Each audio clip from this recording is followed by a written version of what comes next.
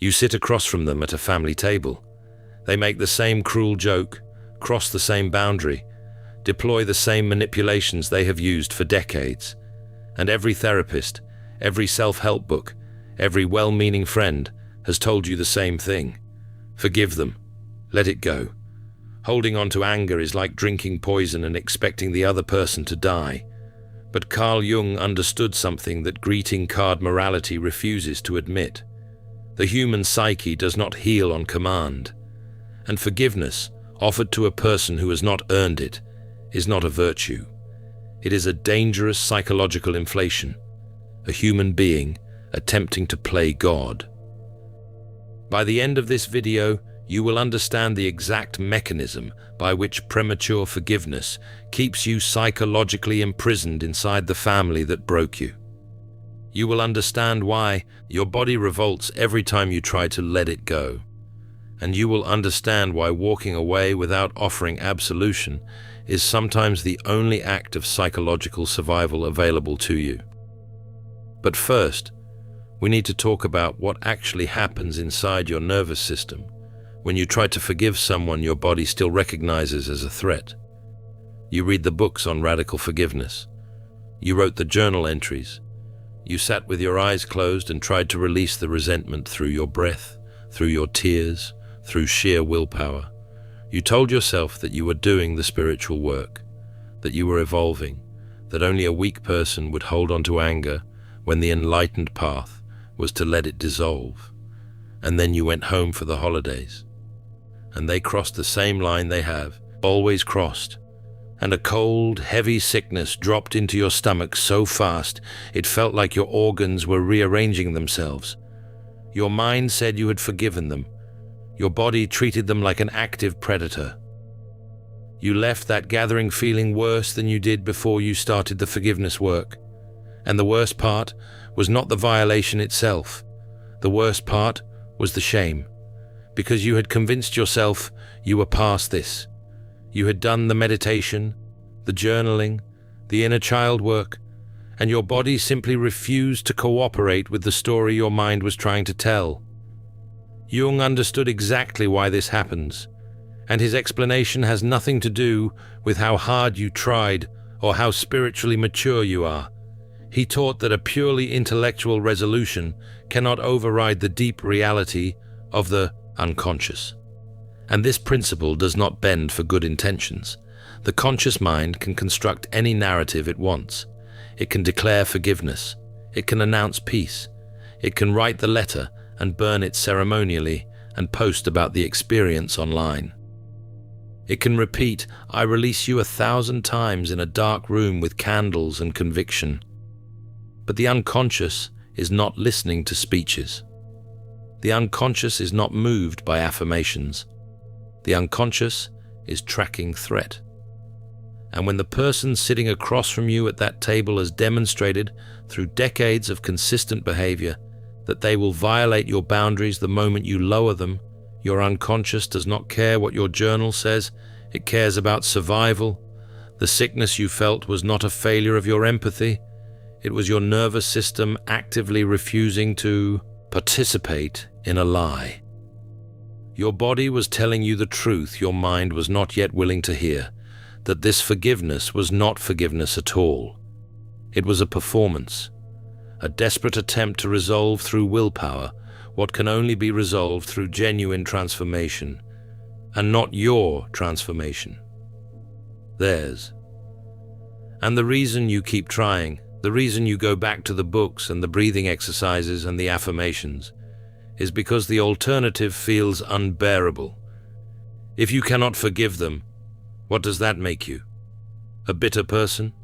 A small person? Someone who could not rise above their pain? This is the trap. You have been told that your inability to forgive is the problem. But the problem was never your inability. The problem was that you were trying to forgive someone who has not stopped doing the thing you're trying to forgive them for. And what makes this trap so effective is the language it uses. Forgiveness is framed as something you do for yourself. You're not forgiving them, you're freeing yourself. That sentence sounds like wisdom. It sounds like liberation. But when you apply it to a situation where the person has not changed, has not acknowledged the harm, and is actively continuing to inflict it, the sentence becomes something else entirely. It becomes a command to dissociate from your own experience, to override your body's intelligence with a narrative that serves everyone except you. The therapist who tells you to forgive your abusive parent is often operating from a framework that was not designed for your situation. Forgiveness research, the kind that gets cited in popular psychology, was largely conducted on conflicts between equals, between people who hurt each other in the normal friction of relationships, between people who are both capable of accountability. It was not designed for the asymmetry of a child who was systematically harmed by the person biologically responsible for their safety. Applying those findings to your situation is like using a bandage designed for a paper cut on a wound that requires surgery. Your body knows this, your therapist may not, but there is a much darker reason why your family desperately needs you to forgive them without demanding change. Because if you refuse to offer them blind absolution, they are forced to confront the exact thing they have spent their entire lives running from. You realize, if you are honest with yourself, that the toxic patterns in your family are never acknowledged by the people who created them. They rewrite history with the casual ease of someone who has been practicing the lie so long, they no longer know it is one. They play the victim. They remember events differently. They look at you with genuine confusion when you describe what they did, as though you are recounting a dream they were never part of. And somehow, by the end of every argument, you are the one apologizing.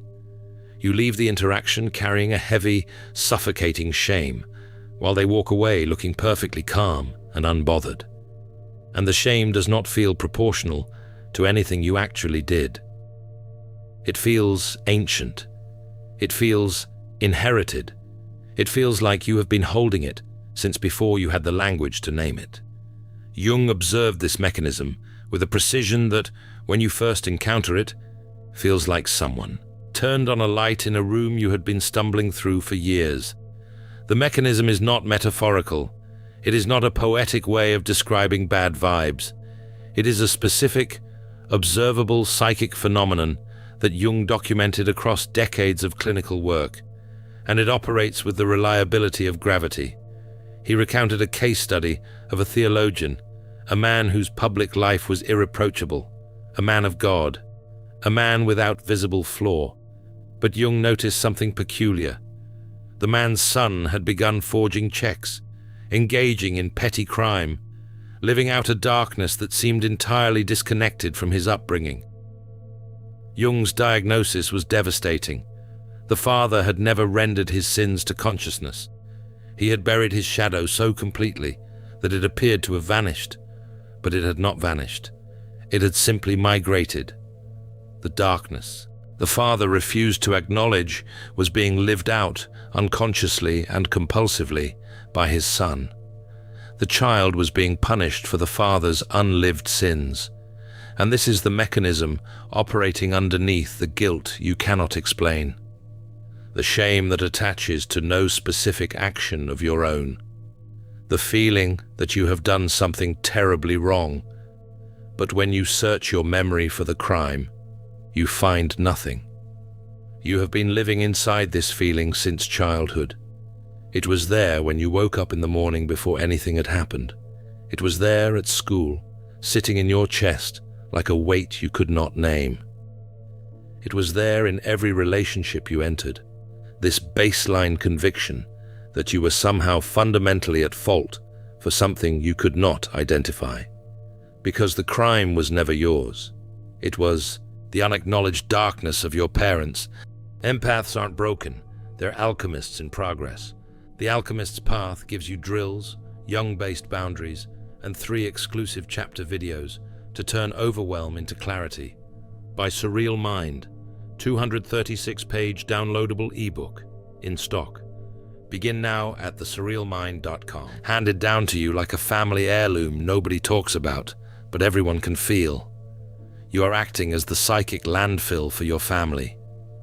They deposit their unprocessed rage, their unacknowledged cruelty, their unexamined selfishness into you, and then they walk away clean. And you absorb it. Not because you are weak, because the family system requires a carrier. Someone has to hold the shadow. And if the people who created the darkness refuse to claim it, the child who feels the most, the child who is the most attuned, the child who cannot pretend, becomes the designated vessel. The selection is not random. You were not chosen because you were deficient. You were chosen because you were the most psychologically alive person in the room, the one who could feel the tension nobody was naming, the one who cried at dinner when everyone else sat in cold silence, the one whose reactions were called dramatic because they were the only honest responses in a household built on repression. Your sensitivity was not a flaw, it was a signal, and the family read that signal and understood, without ever consciously deciding, that you were the one permeable enough to absorb what they refused to process. When you try to forgive them, what you are actually doing is volunteering to continue carrying their shadow. You are saying with your forgiveness, I accept that this darkness is mine to hold. And the family system sighs with relief. Because as long as you keep absorbing, they never have to look. This is why the forgiveness feels so heavy. Not because forgiveness is inherently burdensome, but because what you are calling forgiveness is actually an agreement to keep holding what does not belong to you. Real forgiveness, the kind that actually heals, requires that the other person take their shadow back, that they acknowledge the weight, that they say, even once, that was mine, and I am sorry I made you carry it. Without that acknowledgement, what you are performing is not forgiveness. It is a continuation of the original crime. You are still holding their darkness. You have just given it a nicer name, and the moment you attempt to hand this darkness back to them, the family structure initiates a terrifying defense mechanism. You have tried to set a firm boundary. You have tried to name the pattern, to point out what is happening, to say clearly and without aggression that the behavior is unacceptable, and what happened next felt like a betrayal so comprehensive it took the air from your lungs. The entire family turned on you, not just the person you confronted, everyone. The siblings who privately agreed with you went silent. The cousin who once confided that they felt the same way suddenly could not remember the conversation. The good parent who was supposed to be on your side told you to quiet down, stop being dramatic, and just keep the peace for the sake of the family. Jung named this dynamic with a phrase so precise it reads like a clinical X-ray of every toxic family system that has ever existed. A secret conspiracy, not a conscious plot. Not a meeting where everyone decided to gaslight you. Something far more insidious. An unconscious agreement woven into the fabric of the family itself, that the dysfunction will be maintained at all costs, that no one will tell the truth, that the family's collective illusion of normalcy is more valuable than any individual member's sanity. And every member of the family has a role in this conspiracy. The narcissistic parent provides the dysfunction. The enabling parent provides the cover story. The golden child provides the proof that the family is fine. And you, the one who feels everything, the one who cannot pretend, you provide the most essential service of all. You provide the outlet, the scapegoat, the designated problem that everyone can point to, so they never have to look at the actual source of the sickness. And the speed of the family's retaliation when you break rank is itself diagnostic. A healthy family responds to a boundary with curiosity, with conversation, perhaps with discomfort, but ultimately with respect. A toxic family responds to a boundary the way an immune system responds to a foreign body. It attacks. It mobilizes every available resource to neutralize the threat, because your boundary is a threat, not to their love for you, to the system's continuation. The conspiracy cannot function with a dissenter. It requires unanimity.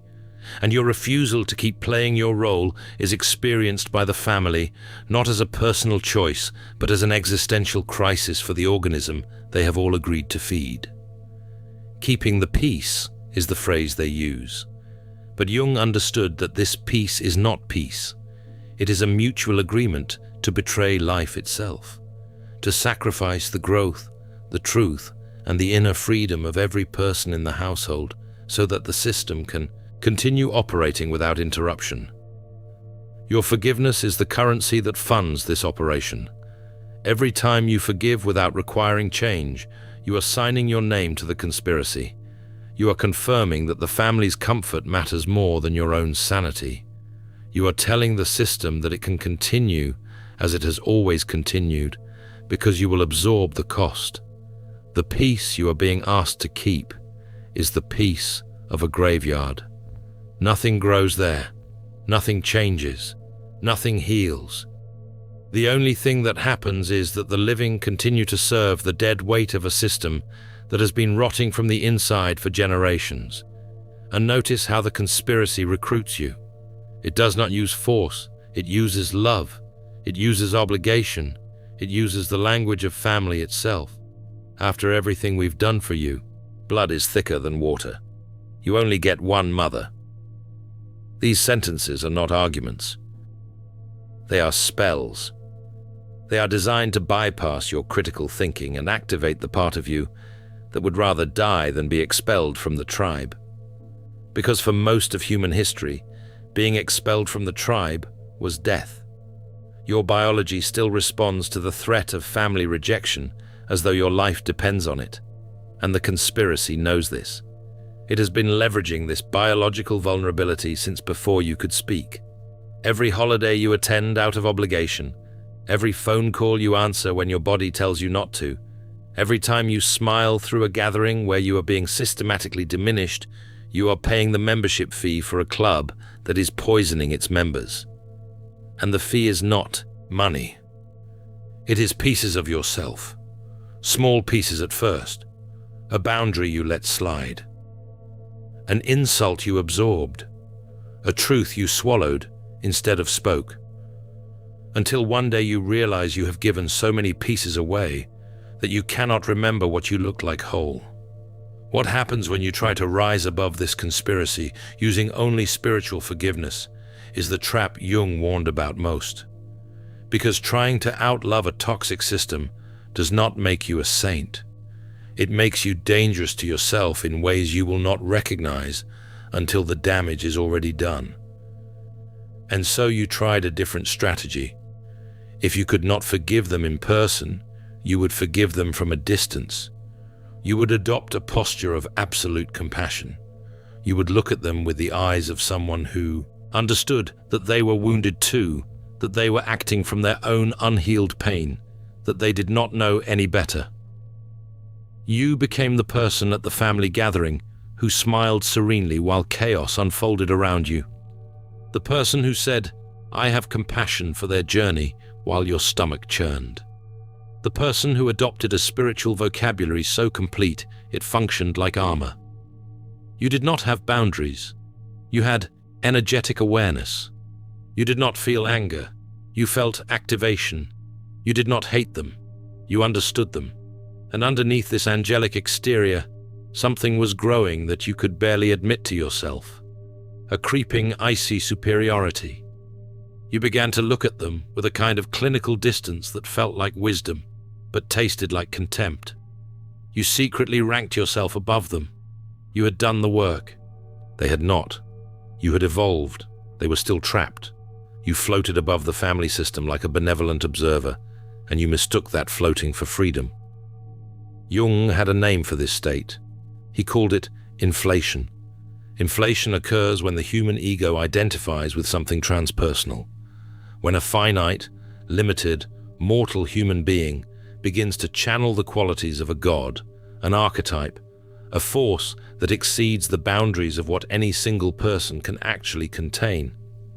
The person who decides to unconditionally forgive an unrepentant abuser is not operating from genuine compassion.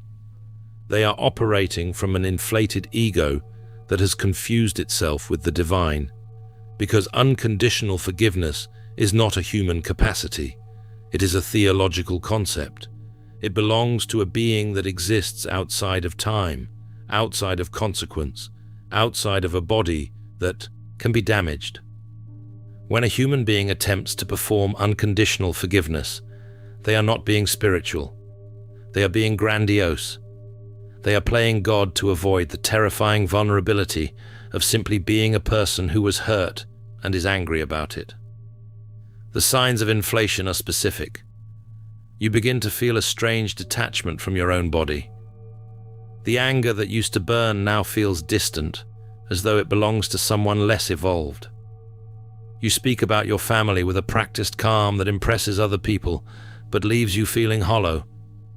You use phrases like, "I have compassion for their journey," while your jaw is clenched so tight, your teeth ache at night.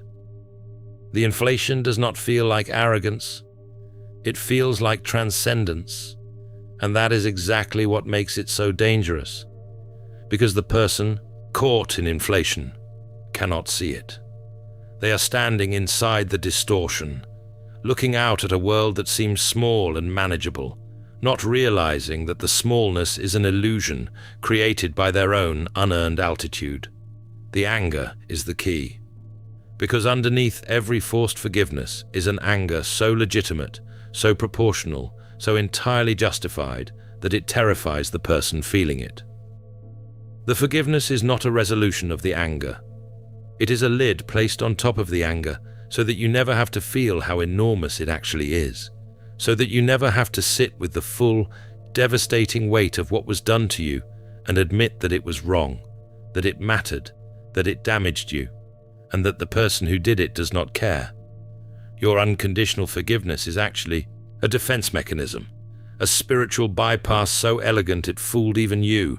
You are not transcending your pain. You were fleeing from it at altitude, and the higher you climbed into that inflated spiritual identity, the further you moved from the ground where actual healing happens. Because healing does not happen in the clouds. Healing happens in the dirt, in the anger, in the grief, in the unbearable admission that the people who were supposed to protect you chose not to, and that no amount of spiritual vocabulary will change that fact. That anger, if you let yourself feel it for even a moment, without immediately trying to transmute it into something more acceptable, is staggering. It is the accumulated anger of every time you were told your feelings were too much, every time you were made to apologize for someone else's cruelty, every time your body screamed and you forced it to smile. That anger is not toxic. It is the most honest thing left inside you. The forgiveness you have been performing was never about releasing the anger. It was about avoiding the terror of what happens when you finally let yourself feel how much of your life was stolen while you were busy being the bigger person. Realizing that you will never save them and you will never outlove them leaves only one brutal path forward.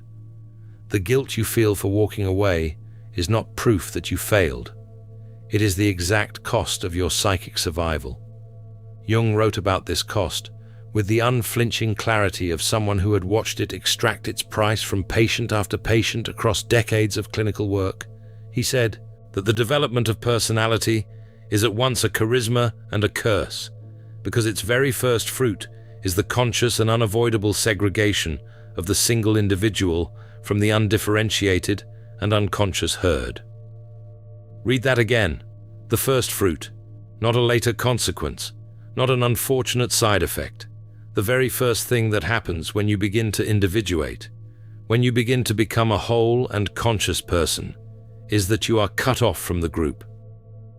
And in your case, the group is the family. The first group, the original herd. The people whose approval you were biologically wired to need before you could walk, before you could speak, before you had any concept of a self that existed independently of their gaze. You will not heal while remaining integrated into the household that wounded you. You will not individuate inside the system that requires your unconsciousness for its continuation. This is not an opinion. It is a structural fact of how the psyche organizes itself. A system that demands your silence will never also be the system that supports your voice. A family that needs you to hold their shadow will never also be the family that celebrates your light. The two functions are mutually exclusive. Every year you spend trying to have both, trying to maintain your place in the unit while simultaneously trying to become a whole person, is a year spent in a war you will never win because both sides are inside you. The agonizing realization at the center of all of this is that your mental health and your family's approval are structurally incompatible, not because your family is incapable of love. Perhaps they love you in the only way they know how, but the way they know how requires your diminishment, and you have reached the point where you can no longer afford the price of admission. And here is the part that nobody prepares you for. When you leave, or when you establish boundaries so firm they function as a departure, you will look like the villain. The family will not see your boundary as a sign of health. They will see it as a betrayal. The conspiracy requires unanimous participation, and your refusal to participate is an act of treason against the family mythology. They will rewrite the story so that you are the ungrateful one, the cruel one, the one who abandoned them. And some part of you will believe them, because the child inside you still needs them to be right. You are waiting for an apology that is never going to come. You are waiting for a moment of recognition, a single honest sentence where they admitted what they did and what it cost you. You are waiting for permission to stop carrying their shadow. You do not need their permission. True individuation, the kind Jung spent his life mapping, does not require the consent of the people you are individuating from. It does not require a dramatic confrontation, a final letter, or a moment of cathartic truth-telling that resolves everything into clean narrative. Sometimes it is quiet. Sometimes it is simply the decision to stop answering the phone with your stomach in knots. Sometimes it is the realization, arrived at alone in a room at 3 a.m, that you have been apologizing your entire life for crimes you did not commit. It requires only one thing: the willingness to be misunderstood by the people who never understood you in the first place. You did not become vindictive. You did not become cold. You did not become the person they will say you became.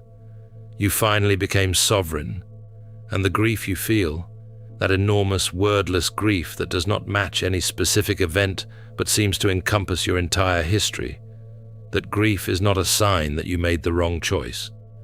It is the weight of the door closing behind you. It is the sound of a contract being dissolved that was signed on your behalf before you were old enough to read the terms. It is the price of becoming a person who no longer volunteers to be the landfill for someone else's unlived darkness. Jung never said individuation was painless. He said it was necessary. He said the alternative, remaining fused with the unconscious herd, remaining loyal to a system that requires your diminishment for its preservation, is not safety. It is a slow death that the world calls love and the psyche experiences as suffocation. You may never get the conversation you deserve. You may never hear the words that would make the separation feel clean. The people who hurt you may go to their graves believing they did nothing wrong, and telling anyone who will listen that you were the one who abandoned the family. And you will carry that accusation like a stone in your chest for longer than you want to admit. But carrying a stone is different from carrying a shadow. The stone is yours. It is the honest weight of a real loss. The shadow was never yours. It was the accumulated darkness of people who refused to face themselves and found in you a willing, empathic, endlessly forgiving place to store what they could not bear to look at. You have put the shadow down. the stone you will learn to carry. And one day, not today, not soon, but eventually, the stone will become small enough that you can hold it in one hand and still reach for something with the other. You do not have to forgive the blade to remove it from your chest. If this video describes something you have been living through but could not name until now, this channel exists for exactly that reason.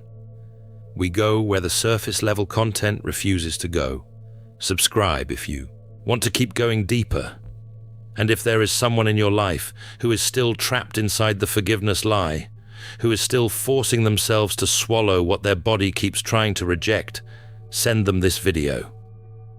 Not as advice, as recognition. In The Alchemist's Path, perception training for empaths, you'll turn overwhelm into wisdom with practical drills, Jung-inspired boundaries, and step-by-step perception training.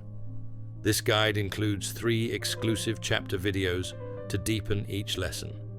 Written by Surreal Mind, 236 pages, beautifully designed 8.5 by 11 downloadable ebook, in stock now. Start your training today. Feel deeply while thinking clearly. Get The Alchemist's Path at thesurrealmind.com.